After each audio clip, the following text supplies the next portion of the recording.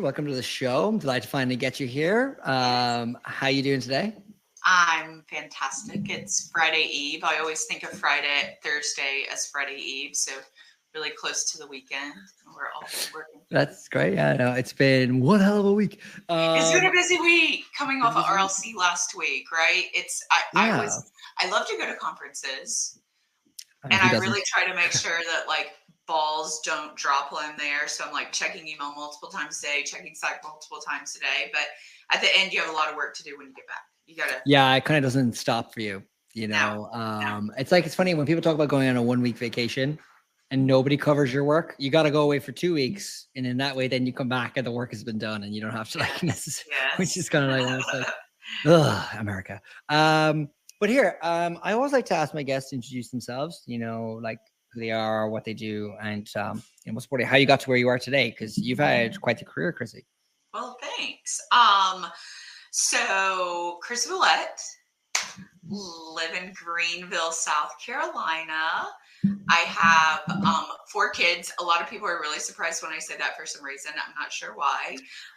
And my kids range in age from 17 to 26. And I am a proud mother of like 3 college graduates, Clemson University and University of South Carolina. And my baby will be headed off to college next year. So I am currently the Vice President of Sales and Partnerships for Lunchbox. And I am an ex-spot honor. Spent a lot of years of my career with the founders of Spot On, and had a really fantastic ride there. It was a lot of fun. And I miss all my friends there. Give them a lot. Like Lunchbox, super hot company, like thriving, you know, and kind of in every kind of conversation I hear about people, you know, like what companies are doing technology well, what are kind of like really kind of being sort of, when I say consumer centric, I mean like restaurant operator centric. And I know this is something that we kind of alluded to like in our chat, like when we were kind of doing a little preamble. Yes, everybody, we come prepared for this podcast. That, you know, like there's a type of fairness that's kind of missing in the space when we think about how software businesses work with restaurant operators. And you have a pretty strong opinion on this. So why don't you tell us, and then we'll talk about that. I do. I have a strong opinion on it because for the last 6 years, I've been in a position where I am I work in kind of like this middle space of, all right, we have a restaurant operator and they're coming to us for a particular product. And when we start looking at their full tech stack, you know, maybe they're using one partner for loyalty, or they're using another partner for gift cards, or their CRM or kiosk or whatnot. And at the end of the day, like somebody's always in the middle of that, right? There's a middle ground that then has to touch all of these different players. And, you know, as the industry has grown and as technology has become more and more important to the hospitality industry, everybody has started like adding to their initial product stack and their product offerings out to restaurants. And so maybe there's a loyalty company that's now offering online ordering, or maybe there's a POS company that's offering kiosk and they're offering, you know, online ordering or loyalty or whatever. But that doesn't necessarily mean that like the products that you're offering is a perfect fit for the restaurant operator. And if you've ever done, or if you've ever been witness to a loyalty conversion, it is one of the hardest. You know, you take a restaurant that's been on a particular loyalty platform for 5 years. They have thousands and thousands and thousands of loyal customers that have points and rewards built up. And then to convert them from one to another is extremely difficult. And so I think the important thing is... You sound like you've got like a scar from that experience. I do. I have scars from this. I have lots of scars. But not really for me. Anybody who really knows me understands that I am very empathetic to the restaurant and two, Yeah. the operators. Like my first job in this industry was a car hop at Sonic on roller skates when I was like That's 15 awesome, years by old. the way. Yeah, That is an 15 years old. awesome first gig. That's like Americana in a nutshell right there. Yeah. Look, I dumped plenty of drinks in people's laps, delivering their cherry limeade to their car, right? Lots of stories to tell there. Lots of stories to tell. It was over a summer. Me and my best friend worked there. Lots of funny stories. But so I'm empathetic. I've been in every position inside of a restaurant before converting into the financial tech world and then into the hospitality tech space. And so I hold restaurants near and dear to my heart. I grew up in them. And we make it from a tech perspective. We make it really, really hard on restaurants. Really hard. Well, I mean, you're like we were saying offline. I mean, I've had this conversation with a number of your peers on this podcast, and very much like the sort of we're at that swing of the pendulum now, where if there were some stragglers before COVID, kind of launching into a digital kind of restaurant business, that obviously was tsunamied away effectively by COVID, and everyone onboarding their toasts and their their blocks and their whatever else is that they needed to like do digital ordering in one shape or fashion or another. Mm-hmm. And now I think there's like a coming realization that there is a sort of born inflexibility with sort of off-the-shelf SaaS solutions for growing restaurant businesses. And ultimately, these businesses, like we talk about, like the phrase CDP, customer data platform, like this. Right. Like I remember working in media in 2012, and we had one of the very first CDPs, and I remember it was like hundreds of thousands of dollars a year, like a humongous investment. Now there are SaaS products, like you can buy a CDP off the shelf. I mean, invert commas, off the shelf, and then start plugging all your data infrastructure into it, kind of consolidating your data into one place. And then if you have the vision for it, building out a whole new suite of like ways of working with your data. Because I think, to your point, I think like the rest, like you're talking about, like, I mean, when you sell data products to like from SaaS to SaaS, like they're not really that badly low margin businesses, but like restaurant is a low margin kind of business inherently, like, and so the pricing and the promise of your SaaS has to really align, because it just puts too much of a downward pressure on like a restaurant business. And I think the point you're making, if I feel like I'm going on a bit of a tangent myself here, but like it's so true. Like this type of fairness, it's like, the inflexibility is just not appropriate for the way a growing restaurant business needs to grow. But then the challenge is building out this sort of data infrastructure and doing it themselves. Well, but so like on the flip side of that, I mean, I've talked to thousands of operators, everything from SMB to some of the largest restaurant groups in the country. And, yes, we all need to play nice in the sandbox from a tech perspective, especially all of the tech that have to touch each other for the greater good of the restaurant. But like, another thing that always puzzles me is the operators, the marketing folks, the data teams, because we're dealing with all these different teams. They have these gigantic wants from a technology perspective, but they want to pay pennies for it. And unfortunately, engineers are very expensive. Product people are very expensive. It costs a lot of money to develop these products. And sometimes I feel like the restaurant operators, they just are so out of touch with what it takes to build them. And they want to rush through like the sales process instead of taking the time to really understand the capability of the product. And then you get to implementing it and they're like, well, wait, I wanted it to do this. And then you're like, well, we didn't discuss that. And it doesn't do that. And then now you're trying to recover. So at Lunchbox, there are a lot, we have a lot of offerings. And a lunchbox of offerings, you could say. We have a lunchbox of offerings. Yes, a full lunchbox of offerings. At that. It's not an empty lunchbox. It's a full yeah, it's well resourced. That kid's going. That kid is going to display. But you got to take deep dives, really, really deep dives from an operation standpoint to make sure that these products are a great fit. And maybe Lunchbox's loyalty is not a great fit, and I'm going to circle this up, but one of our partners' loyalty program is a better fit for like what. And so we need to play nice, and the loyalty company needs to play nice so that we can deliver together the right solutions for the restaurant. Well, that's exactly it. This industry is lacking that so much.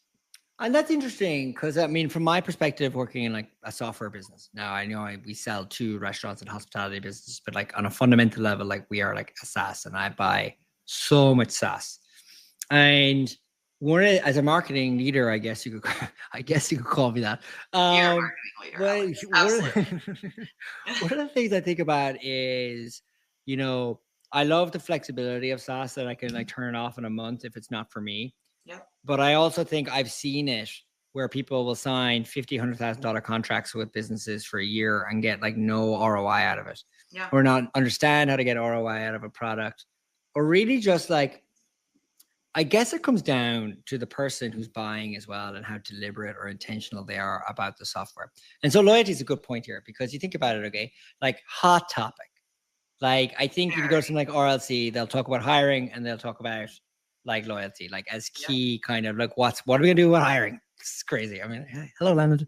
And then what are we gonna do about loyalty? It's like this seems to be something that like is still a conversation. And so like, there are so many vendors out there. There are so many solutions. Like I look at Landon and I go, there are other people that do hiring too. Like, it's like it's not a crowded marketplace, but there are many versions of ways to get people to come into your business. You know what I mean? Right. Like we're one option. We're a good option, but like there are many. Mm-hmm. And I think about this in the sense that like the restaurant operator, is it a question, like they are sophisticated buyers in the sense that they're sophisticated insofar as that they're running multi-unit kind of restaurants or, like they could have multiple locations. But like as a SaaS buyer, because they don't sell SaaS, it's like understanding like, like these are kind of the way of buying almost is not the same in a way that like, say, I would buy it. Like when I look at a tech tool, like I have documentation for, I'd say at least 50 different tech tools we've reviewed in this year so far alone. Like an actual format, like why we want to use it, what can it do, what are the kind of features that we would use it for, what's its pricing plan, what's its pricing model, and really kind of going through it versus like, I have a problem today and thus I need a solution for it tomorrow. And that is primarily, I think, how operators come to these conversations is we have this product that does this, but we need it to do X, Y, Z, and it doesn't do X, ABC well. Can you fix it? Does your product fill those gaps, right? Yeah. There's never really there's not a story as to why, and what their plan is. One of my favorite questions when I talk to operators, like when we're reviewing your tech stack, like what are your goals for your tech stack over the next 6, 12 to 18 months? Like, where are you really looking to take this? Tough question. That it is a tough question, but like, I want to know, like, what is their plan? Like, is this just a placeholder?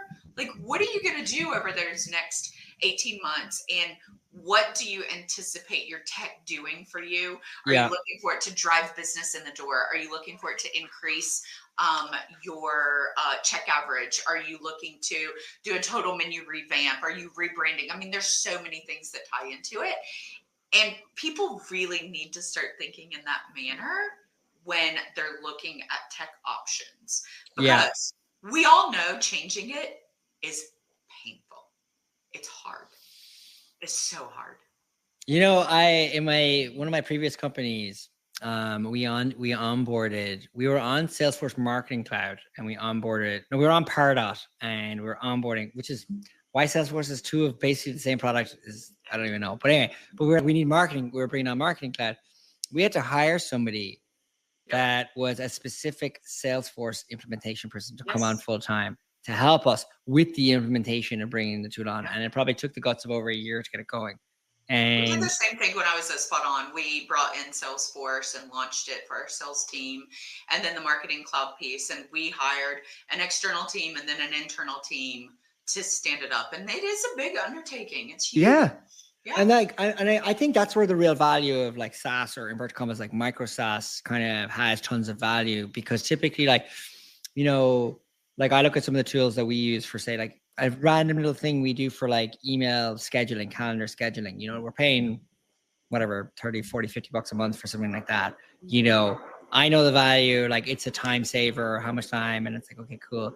But it's like, I can use that. I can turn that off. I can stop paying that in a month if I wanted to try out something new. So I'm always looking at little things that can like be little levers for us, levers for growth in certain sections of our sort of like acquisition funnel, so to speak, in a way that a restaurant is a funnel, like i.e. get people into the building.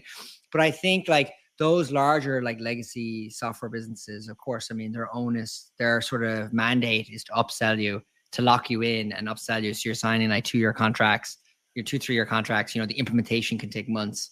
And so the heartburn or heartache, whatever way you want to look at it, like for an operator, it's totally reasonable for them to feel that way.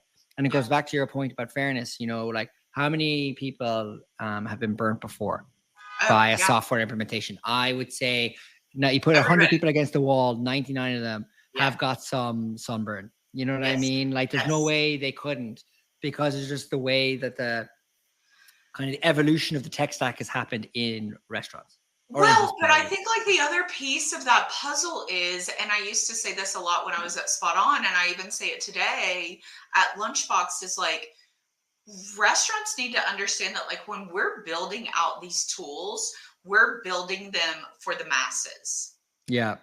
And unfortunately, sometimes they have to change their business and their workflows inside of their 4 walls to make it be very effective for them. And if they're unwilling to do that, the likelihood of them finding a perfect fit from a tech or SaaS standpoint is going to be slim to none, and they're going to have pain points. So unfortunately, with the evolution of tech in our space, you know, really since the pandemic, I always say like restaurants for the last to adapt to technology pre-pandemic, now they're like literally driving us to create something new. Like every day they're wanting something new, something more, something better. It reminds me like Mao's Great Leap Forward, you know? Yes. It's like somebody pushed the fast forward button, and like we just fast forward like 25 years in the course of like 2 months.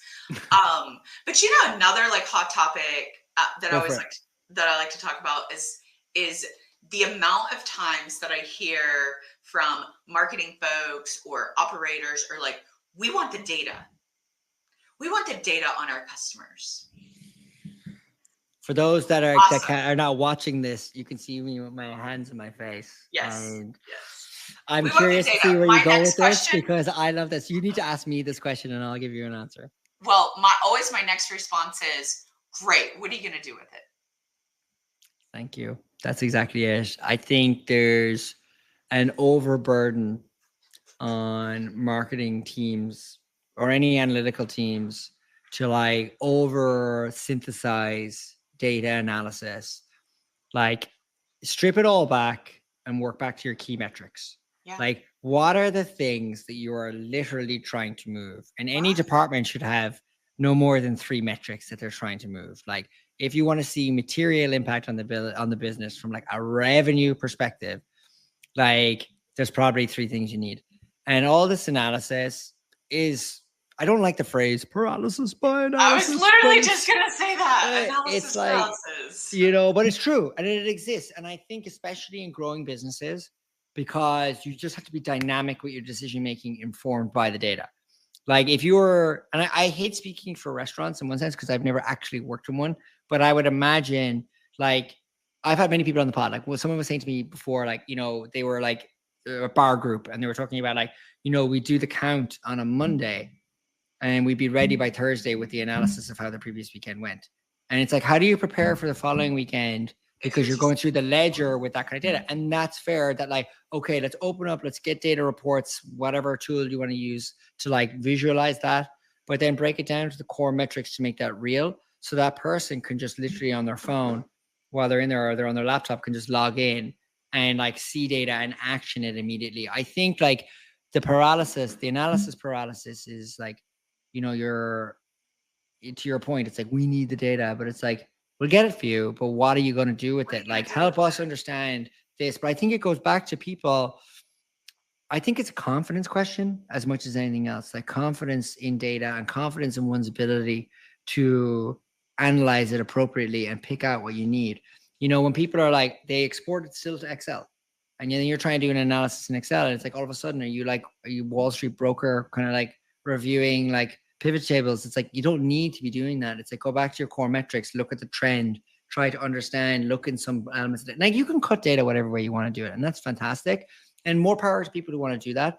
But I think it's like this, and as a marketer, this is how I feel about it too. I'm like, sometimes I feel very burdened by too much of it, you know, and anyone can make an argument for any data point no matter what. You know, we talked earlier about everyone's got opinions. Data is like the ultimate version of that, you know, and that's because if you're not confident in the metrics you're trying to review, you end up with this sort of white space or this blank space of too much data.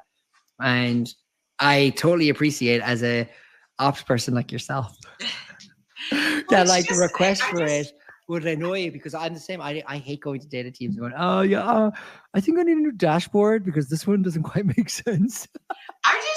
I mean, I think the data is great from a restaurant perspective. Like at Lunchbox, we provide our clients data on all of their customers, you know, what are they ordering? How much are they spending? How many times are they ordering online? Are they an app customer? Like, are they loyalty? Blah, blah, blah, blah, blah, all the things. Yeah. But like, who's really using that to like drive new business, drive repeat business? How are you doing it? Like, we have a great product that we offer we're driving that data in to the marketing CRM. You can do tons of segmentation. You can do all these things. That's awesome. Yeah. It's a great piece. But like, I really want to see people take it and put it to action. Well, I think like that's exactly it, you know, and I think I'm curious your take, given that you sell a product like this, which is like, how do you onboard the point people in the company to be the people that can make that happen?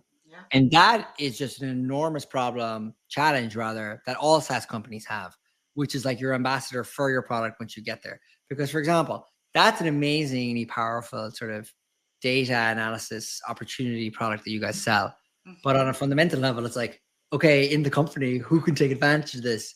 Because once value is seen by a key stakeholder, that product's probably never going anywhere. Right. You know what I mean? Like, as in like that becomes their, like one of their go-tos. That's and if it's as powerful, it's like, and that's a huge challenge for SaaS businesses like us, because it's like, we can't just keep hiring 1 million people to go in and be like one-to-one sort of. I guess this is why Salesforce is such an amazing business on one level, because they have 1 million onboarding people that like guide you through this process. Well, even like from our perspective, when you're dealing with a large group, you really need to deal with so many different stakeholders that are going to be the champions for our product inside their organization. You really need the marketing people on board, right? Because we're giving you this data and we're giving you the ability to market to your customers. So they need to be on board and they need to be the champion of that part. And then you need their IT people on board, because they're the ones that's going to help you connect everything internally and deal with the point of sale systems and where's this order being routed and all of those things. So you need so many different champions that the onboarding process does become like very segmented. Yeah. And it just becomes a really, really big project. And I think that's why the sales cycles wind up being longer. That's why the buying cycle is so stretched out. And these big organizations are not making these incremental changes, even if they have a product that's not delivering on their needs. Sometimes if it's not completely broken, I think the mindset is, we don't need to fix it. I think that's fair. I know, like, every company has its own kind of competing priorities as well. Yep. And it's like, ugh, do I upend our loyalty program this half of the year? And it's like, yeah. I mean, I guess it's fine. Yeah, or do we overhaul we've got a fire over here that I really need to prioritize. Yep. And I think that's just like, like, who did I have on the pod yesterday? It was saying to me, like, business is just a series of decisions. Like, that's literally all it is. And it's like, I guess you're just trying to persuade and influence people as best as possible. I think, though, like, loyalty programs are unique, though, in the sense that they're so hot and the market for them is so lush. And what I mean by lush is that, like you were saying, like, COVID is like catapulted every restaurant business, every hospitality business into like a digital stratosphere. And everyone's trying to figure this part. Oh, what was that? What was that? I just think about loyalty programs. I think about them a lot. Because I see so many of them fail. Yeah. Well, really what's the number one reason for them failing? Because they don't have a strategy and there is no GTM. Listen to that. Everybody listen to that. That's like brass tacks. Okay, let's take it from there then. Okay, so look, no strategy and no go-to-market. I mean, that's basically the same thing. Like, there's no like, how are they going to launch it? How are they going to like maintain it, sustain it? And then what I think I'm going to add on to it. Let me tell you a couple of stories. Go for it. I'm here. That's why you're here. And I love loyalty. Like, a million years ago when Spot On first launched, we launched as a tablet-based loyalty company. Like, back when like Belly Card, Level Up, all of those were Belly Card. Are they yes, still around? We're just getting started. So I've been around loyalty now for 13 years. Like, loyalty before it was even loyalty, right? It was just a digital punch card. But Starbucks, and I say this often, and people love, hate Starbucks, whatever it is. At the end of the day, they did the best job at training their cashiers to train their customers to utilize their loyalty program. And then not only that, to load your precious dollars into this app, right?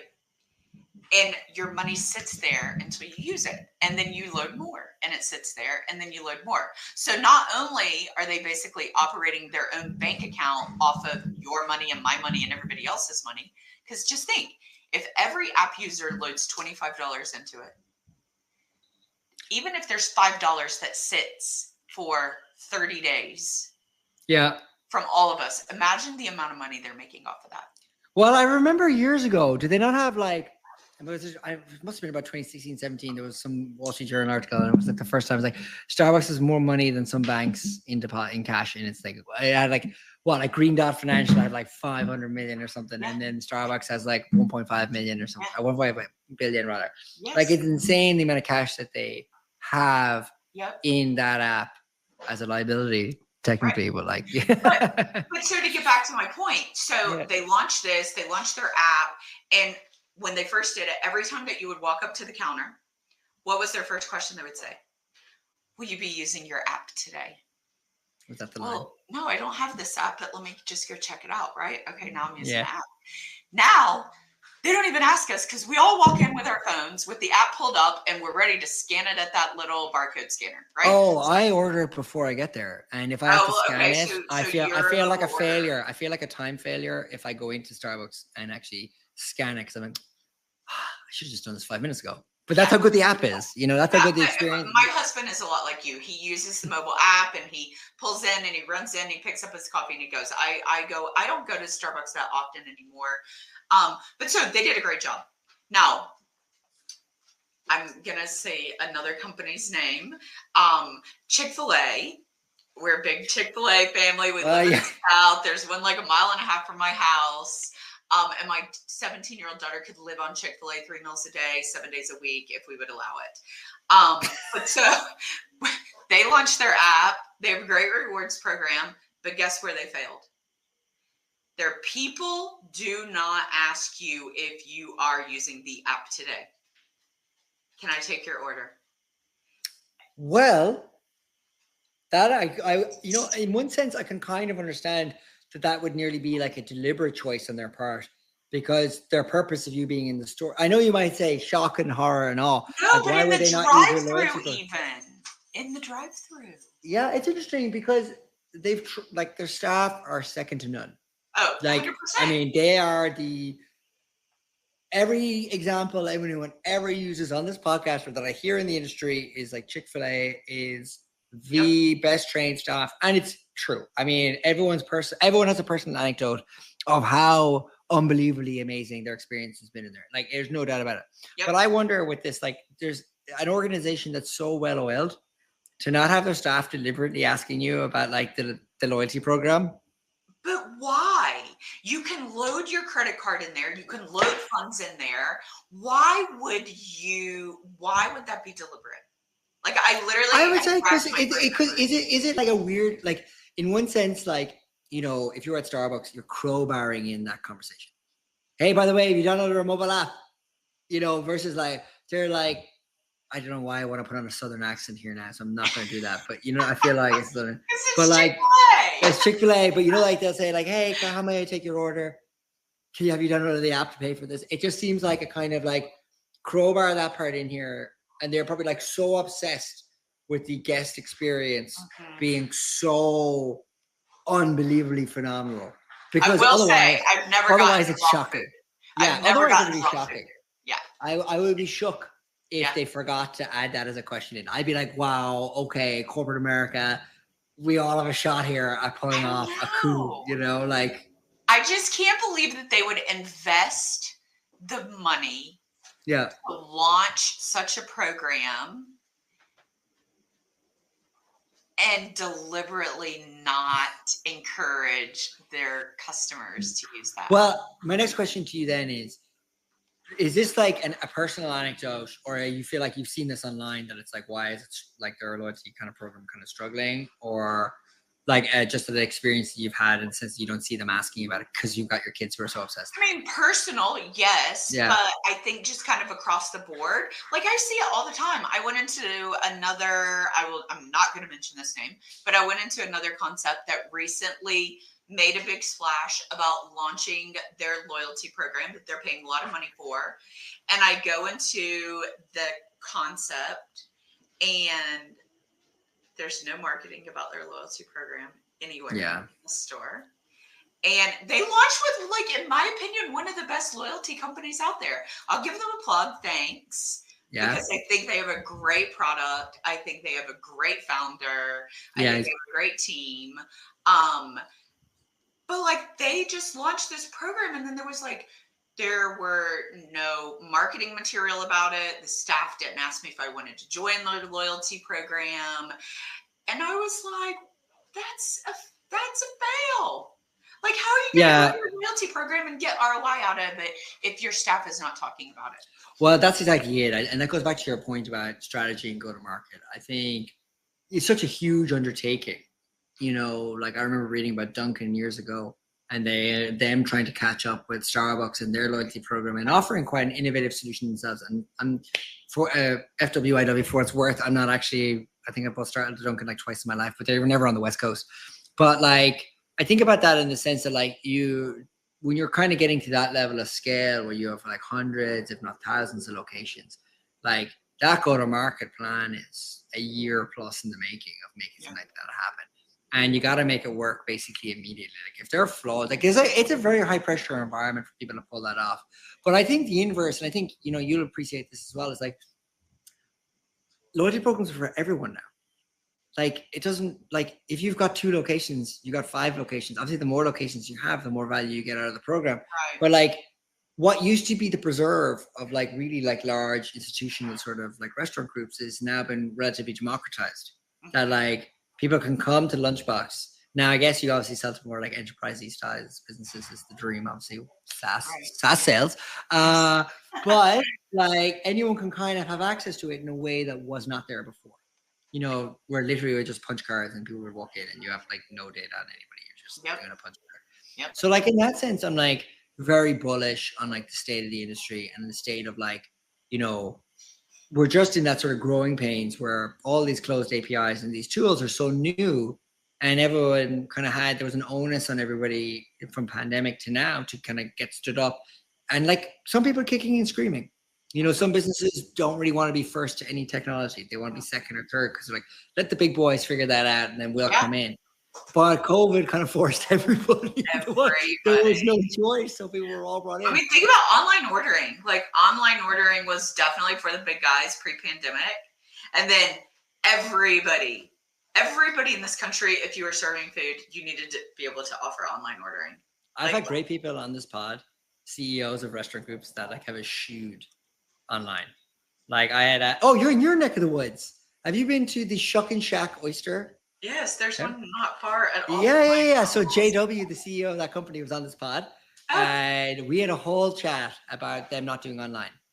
Like they do curbside, and that's it. And he was like, if you want to come and eat our food, you have to come to the restaurant for the vibe. Like it's more than just like ordering oysters on Uber Eats. You know what I mean? Where there's something about ordering oysters on Uber Eats that turns my stomach a little bit. Like there's some foods that just should not like be delivered by DoorDash, but